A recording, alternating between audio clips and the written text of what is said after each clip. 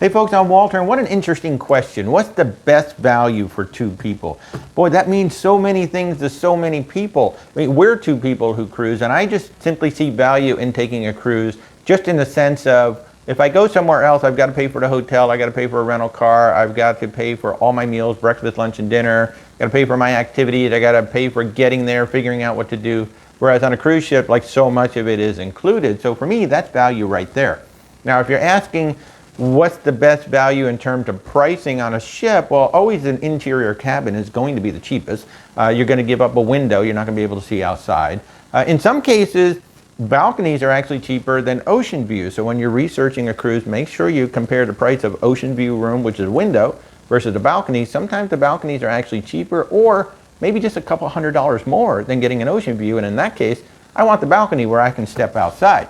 Now, one of the ways to do the math to see what kind of value you're getting is always the price per day. In general, the shorter cruises have a higher price per day than a longer cruise. You know, say a 3-day cruise might have a slightly higher price per day than a 7, 10, 14-day cruise. And then you look at what's included, or maybe what kind of specials they're running. Like, I see Celebrity is very often running free Wi-Fi, free drink package. Norwegian Cruise Line runs a ton of package where they add things in. But the gratuities are not included in most of those packages. So even though you think you're getting free drinks, or you're getting a free specialty dinner, suddenly there's a bill on there with the 18% gratuity.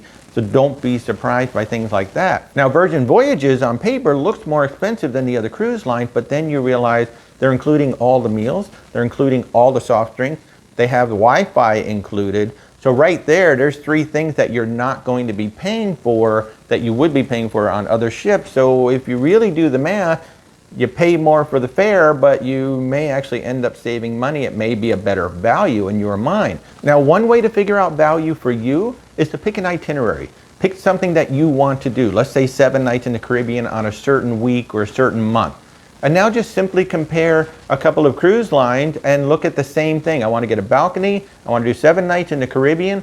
Let's take a look at Celebrity, Royal Caribbean, Princess, Carnival, Norwegian. Let's take a look at what they're all offering. And then you can just simply do the math and see who's offering the best value for that particular itinerary. So what do you all think? How do you all figure out what's the best value for your cruise dollars?